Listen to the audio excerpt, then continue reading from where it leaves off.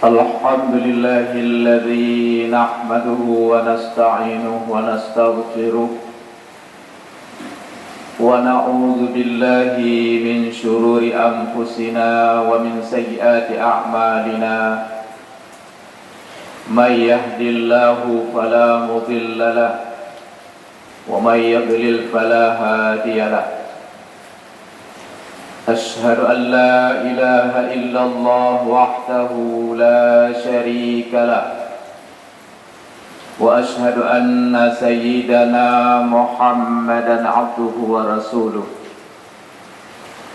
اللهم صل وسلم وبارك على سيدنا محمد وعلى آله وأصحابه أجمعين أما بعد أيها الحاضرون رحمكم الله أوصيكم وإياي بتقوى الله وطاعته لعلكم ترحمون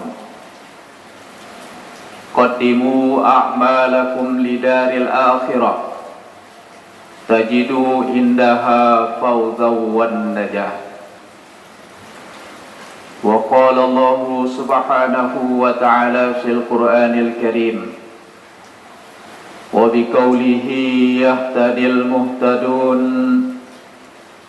أعوذ بالله من الشيطان الرجيم بسم الله الرحمن الرحيم واتل ما أوحي إليك من الكتاب أقم الصلاة إن الصلاة تنهى عن الفحشاء والمنكر ولا ذكر الله أكبر والله يعلم ما تصنعون وقال رسول الله صلى الله عليه وسلم الصلاة عماد الدين فمن أقامها فقد أقام الدين ومن تركها فقد هدم الدين صدق الله العظيم وصدق النبي الكريم ونحن على ذلك من الشاهدين والشاكرين والحمد لله رب العالمين. Ma'asyiral muslimin sidang jamaah Jumat rahimakumullah. Alhamdulillah dan bersyukur kita kepada Allah Subhanahu wa taala atas limpahan rahmat karunia serta taufiknya yang diberikan kepada kita sehingga kita diberikan istita'ah, kesanggupan pada hari yang sangat mulia ini di dalam menjalankan kewajiban kita melaksanakan salat Jumat secara berjamaah. Yang mudah-mudahan ibadah yang kita lakukan diterima oleh Allah Subhanahu wa taala. Karena sesungguhnya tujuan hidup kita di dalam dunia ini hanyalah untuk berubudiyah kepada Allah Subhanahu wa taala. Melaksanakan ibadah kepadanya, menghambakan diri kepadanya Allah Subhanahu wa taala. Mendekatkan diri kita kepada Allah Subhanahu wa taala agar mendapatkan ridha di hari kiamat nanti. Karena sesungguhnya ridha Allah Subhanahu wa taala tersembunyi pada ketaatan kita kepada Allah Subhanahu wa taala. Bila mana kita benar-benar taat dan patuh kepada semua perintah Allah, terutama perintah yang diwajibkan oleh Allah Subhanahu wa taala, maka insyaallah Allah akan ridha kepada hambanya. Bila mana Allah telah ridha kepada hambanya, tentunya Allah memberikan nikmat yang sangat sempurna di hari kiamat nanti. Sebagaimana firman-Nya, wa innama tuwaffawna ujurakum yaumal qiyamah. Hanya saja akan kami sempurnakan pahala-pahala kalian yang kalian lakukan di dalam dunia ini pada hari kiamat nanti. Jadi nikmat yang sempurna dan segala kesempurnaannya ialah di hari kiamat nanti, di mana di dalam surga Allah Subhanahu wa taala tidak sanggup kita menjelaskan betapa istimewanya, betapa indahnya, betapa eloknya nikmat di dalam surga Allah, melainkan sesuatu yang telah disebutkan di dalam Al-Quranul Karim. Mastahat anfus, di dalam surga itu apa yang diinginkan oleh jiwa kita tentunya diperuntukkan oleh Allah Subhanahu wa taala, tanpa harus berusaha, tanpa harus ada antrian. Apa saja yang diinginkan oleh jiwa kita, Allah peruntukkan kepada hambanya, karena sesungguhnya Allah Subhanahu wa taala telah ridha kepada hambanya. Tidak ada satu orang pun di dalam surganya Allah Subhanahu wa taala yang ingin berpaling daripadanya, yang ingin keluar dari surga itu untuk menikmati suasana di luar surga. Kenapa? Karena sesungguhnya di dalam surga telah sempurna diberikan oleh Allah Subhanahu wa taala. Maka sangat jauh bedanya dengan di dalam neraka. Seseorang yang dimasukkan oleh Allah Subhanahu wa taala di dalam neraka kepingin untuk keluar karena tidak sanggup menahan azab dan dahsyatnya azab daripada neraka itu. Namun tidak ada jalan untuk bisa keluar daripada azabnya Allah Subhanahu wa taala. Maka Allah yang Maha Pengasih, yang Maha Penyayang kepada hambanya, Allah menjadikan segala-galanya, menjadikan dunia ini untuk hambanya, agar hambanya dapat berubudiyyah kepada Allah Subhanahu wa taala. Sesungguhnya kita dijadikan oleh Allah bukan untuk dunia ini, tetapi dunia ini dijadikan oleh Allah untuk kita, tetapi kita dijadikan oleh Allah untuk mendapatkan nikmat yang sempurna di hari kiamat nanti. Ma'asyiral muslimin sidang jamaah Jumat rahimakumullah. Maka oleh karena yang demikian, kita senantiasa mengingat kepada Allah Subhanahu wa taala. Kalau kita mengingat kepada Allah, maka Allah akan mengingat kepada hambanya. Kalau kita mensyukuri di atas nikmat-nikmat Allah, artinya nikmat dan pemberian Allah kita gunakan untuk berubudiyyah kepadanya, maka Allah akan sayang kepada hambanya. Maka Allah akan menambahkan nikmat tersebut dan mendapatkan barakah di sisi Allah Subhanahu wa taala. Akan tetapi bila mana tidak mau mengingat kepada Allah, berpaling daripada mengingat Allah Subhanahu wa taala, sebagaimana di dalam firman-Nya, wa man a'rada an dzikri fa inna lahu ma'isyatan dhankan wa nahsyurahu yaumal qiyamah a'ma. Siapa saja yang berpaling daripada mengingatku, maka sesungguhnya seseorang tersebut kehidupan yang sempit. Kehidupan di dalam dunia ini kehidupan yang sengsara, kehidupan dalam keadaan gundah, kehidupan dalam keadaan penderitaan yang dirasakan di dalam dunia ini. Tidak dapat menikmati apa yang telah diberikan oleh Allah Subhanahu wa taala. Walaupun banyak harta yang diberikan oleh Allah, tetapi tidak dapat menikmati daripada harta tersebut. Karena sesungguhnya seseorang yang melakukan dosa kepada Allah dengan tidak mengingat Allah, melakukan kemaksiatan yang menyebabkan dosa, maka bahayanya daripada dosa tersebut ialah fasad qulubuhum, akan keras hatinya, sehingga tidak cenderung hatinya untuk melakukan kebaikan kepada Allah Subhanahu wa taala. Dan yang sangat kita khawatirkan bahwasanya seseorang yang melakukan dosa, yang tidak mau ingat kepada Allah Subhanahu wa taala, tidak mau melaksanakan salat, tidak mau menyempurnakan ubudiyah kepada Allah, yang sangat dikhawatirkan ialah syakawah dan su'ul khatimah. Berakhir kehidupannya dalam keadaan murka Allah Subhanahu wa taala, dan yaitu jahat di akhir kehidupannya. Na'udzubillah summa na'udzubillah.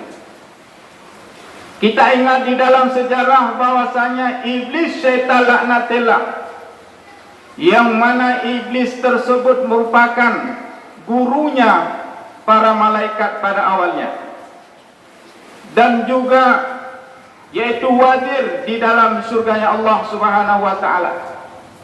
Nama iblis sangat terkenal, sangat populer, sangat masyhur di alam langit.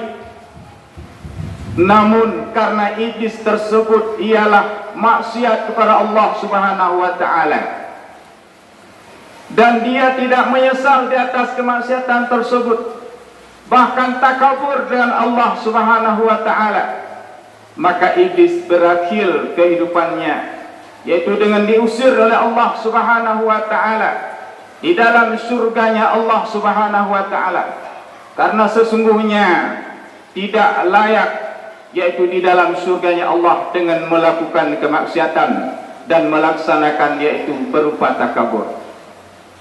Dan manakala iblis diusir oleh Allah Subhanahu wa taala ke dalam dunia dalam keadaan hina, Allah mengingatkan kepada hambanya, la manittaba'aka la amla'anna jahannama minkum ajma'in.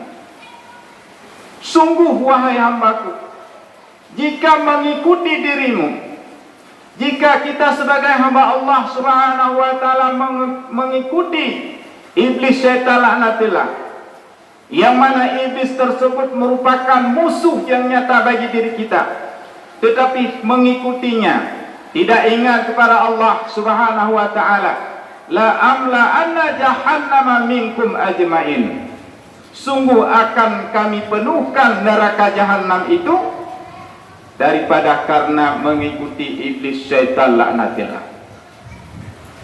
Begitu juga di dalam sejarah menjelaskan bahwasanya Syekh Bal'am dan juga Syekh Barsisa, karena berawalnya daripada melaksanakan maksiat dan tidak taubat kepada Allah Subhanahu wa taala, padahal dia merupakan sebagai syekh, akan tetapi berakhir kehidupannya dengan su'ul khatimah.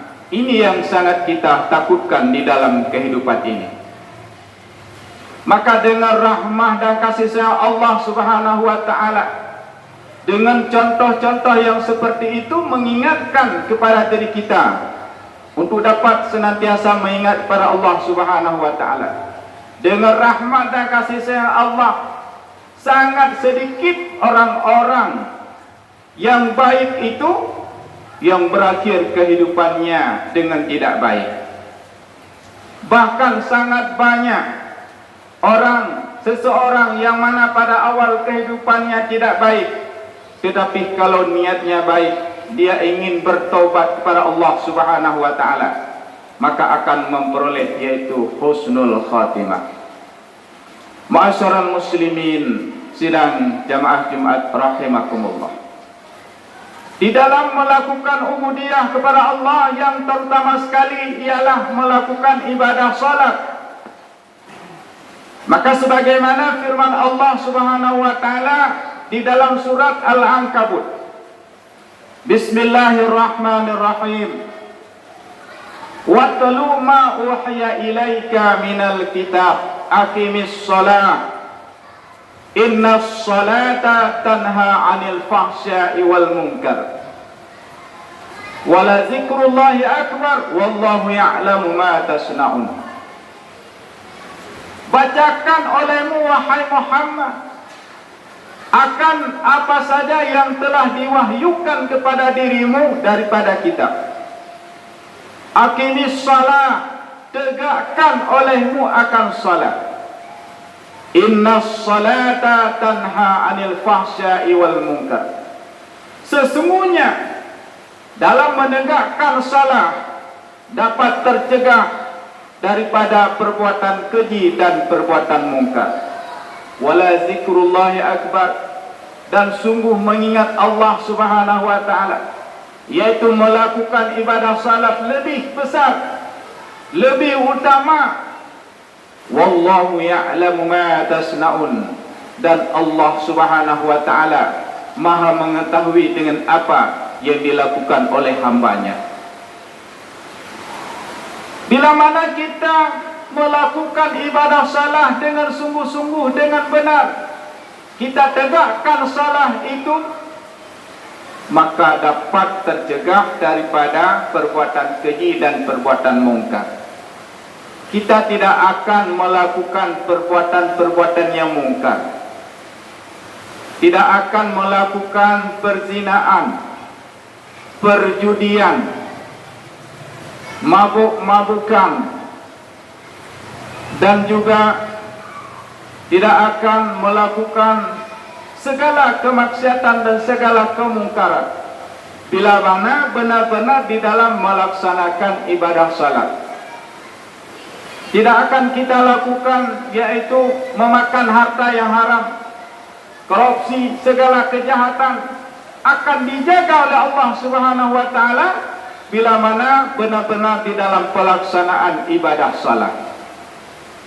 Maka yang dimaksudkan oleh ulama aqimis shalah, maka makna daripada aqimis shalah ialah utuha muqawwimatan wa ma'dulatan bihaisu yastawfi syurut wal arkan. Tegakkan olehmu akan salat, yaitu dengan cara yang benar di dalam pelaksanaannya. Bagaimana benar dalam pelaksanaan ibadah salat itu? Bihaisu yastawfi syurut wal arkan. Di dalam pelaksanaan ibadah salat harus terpenuhi segala syarat-syarat dan rukunnya. Karena sesungguhnya terpenuhi syarat dan rukun daripada pelaksana ibadah salat supaya sah ibadah salat yang kita lakukan dan agar diterima oleh Allah Subhanahu wa taala. Tetapi bila mana tidak terpenuhi segala syarat dan rukunnya di dalam pelaksanaan ibadah salat, maka ibadah salat yang kita lakukan merupakan batal dan tidak akan diterima oleh Allah Subhanahu wa taala. Maka untuk dapat terjaga diri kita daripada perbuatan keji dan perbuatan mungkar, harus kita mau di dalam melaksanakan ibadah salat dan juga harus benar di dalam pelaksanaannya. Karena sesungguhnya ibadah salat ibadah yang paling utama, yang pertama sekali Allah pariksa di hari kiamat nanti. Maka tidak ada jalan, tidak ada caranya untuk dapat kita meninggalkan ibadah salat dengan keadaan apapun, kondisi apapun, walau dalam keadaan sakit, walau dalam keadaan sibuk, kita tidak ada cara untuk dapat meninggalkan ibadah salat. Bila mana kita mengeluarkan salat di dalam waktunya saja, tidak kita lakukan di dalam waktunya, artinya kita lakukan di waktu-waktu yang lain dengan secara sengaja, bukan karena uzur, menjadikan kita dosa besar kepada Allah Subhanahu wa taala. Dan seseorang yang meninggalkan ibadah salat, dijelaskan oleh ulama-ulama bahwasanya namanya telah tercatat di dalam pintu neraka. Nauzubillah summa nauzubillah. Maka Rasulullah sallallahu alaihi wasallam yang sangat mulia, yang sangat istimewa, yang sangat sempurna disebutkan insan kamil, sehingga dengan kemuliaan, dengan kesempurnaannya nama Rasulullah sallallahu alaihi wasallam termaktub di dalam pintu-pintu surga. Sehingga di dalam surga Allah tercatat La ilaha illallah Muhammadur Rasulullah. Sehingga namanya Rasulullah sallallahu alaihi wasallam berdampingan dengan namanya Allah Subhanahu wa taala. Akan tetapi seseorang yang meninggalkan ibadah salat, apalagi ditinggalnya secara sengaja, bukan karena uzur, maka namanya tercatat di dalam pintu-pintu neraka.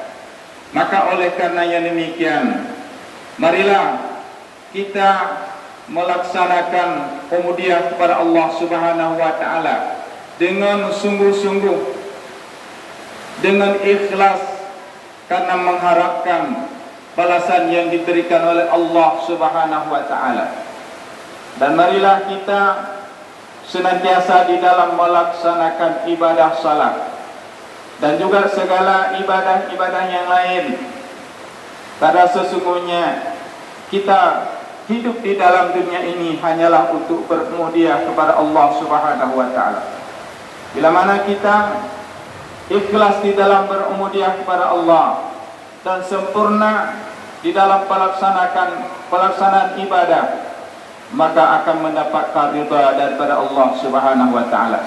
Bila mana mendapat ridha, akan mendapatkan nikmat yang sangat sempurna di hari kiamat nanti, yaitu dengan dimasukkan di dalam surga Jannatul Naim. Amin ya rabbal alamin. Mari sama-sama kita memasuki di dalam rukun wa al-khutbah.